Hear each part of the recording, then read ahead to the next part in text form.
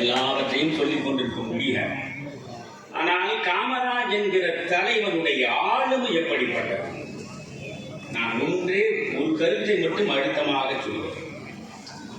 சில பேர் என்னிடமே சொல்லுவார்கள், என்ன இருந்தாலும் வாசனையா அவர்கள் காங்கிரஸை விட்டு வந்திருக்க கூடாது, அவர் காங்கிரசிலேயே இருந்திருக்க வேண்டும், காங்கிரஸை விட்டு அவர் வந்திருக்க கூடாது.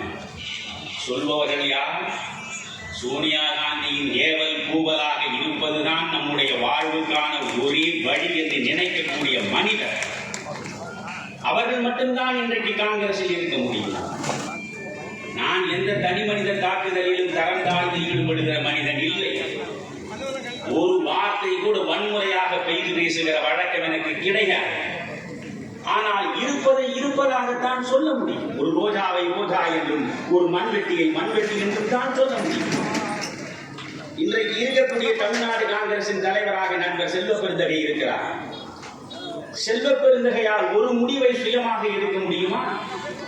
அவர்தான் இந்த மாநிலத்தின் கட்சி தலைவர். ஒரு தேர்தல், சட்டமன்ற தேர்தல் நாளைக்கு வரப்போகிறது. செல்வ பெருந்தகை இவர்தான் வேட்பாளர் என்று சொல்லி அவரை வேட்பாளராக நிறுத்த முடியுமா? அது போகட்டும், மாநகராட்சி தேர்தல் ஒரு வார்டு கவுன்சிலர் இவரைத்தான் கவுன்சிலராக கொண்டு வர வேண்டும் என்று நான் நினைக்கிறேன் என்று தானாகவே செல்வ பெருந்தகை முடிவெடுக்க முடியுமா? அதுவும் போகட்டும், ஒரு பஞ்சாயத்து தேர்தல், அந்த பஞ்சாயத்து தேர்தலில் இவரை தான் ஒன்றிய தலைவராக நிறுத்தலாம் என்று நான் நினைக்கிறேன் என்று செல்வ பெருந்தகை முடிவெடுத்து விட முடியுமா? எல்லாவற்றுக்கும் டெல்லி நோக்கி செல்ல வேண்டும், எல்லாவற்றுக்கும் டெல்லிக்கு காவடி கழிக்க வேண்டும் என்றால் தமிழ்நாட்டுக்கு எதற்கு ஒரு தலைமை, தமிழ்நாட்டிற்கு எதற்கு ஒரு அமைப்பு? இந்த இடத்தில் தான் பெருந்தலைவர் காமராஜனுடைய வரலாற்றை உங்களுக்கு சுட்டிக்காட்ட விரும்புகிறேன். 1946 ஆண்டு 1937 முதன்முறையாக காங்கிரஸ் கட்சி தேர்தல் காலத்தில் நிற்கிறது.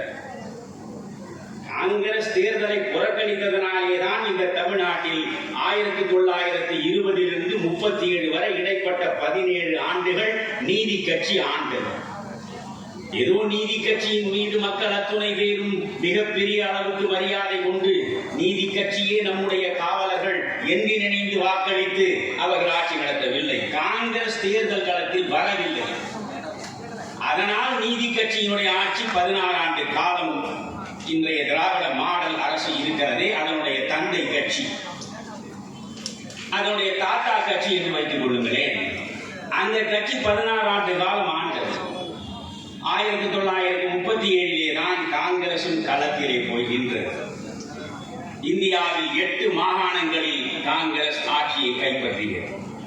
மாகாணம் என்றால் இப்பொழுது சென்னை மாகாணம், மெட்ராஸ் பிரசிடென்சி என்றால் வெறும் தமிழ்நாடு மட்டுமல்ல, ஒட்டுமொத்தமான தமிழ்நாடு, கேரளாவினுடைய மலபார் பகுதி, கன்னடத்தினுடைய தென்பகுதி, ஆந்திரம், இவையெல்லாம் சேர்ந்ததுதான் அன்றைய சென்னை மாகாணம்.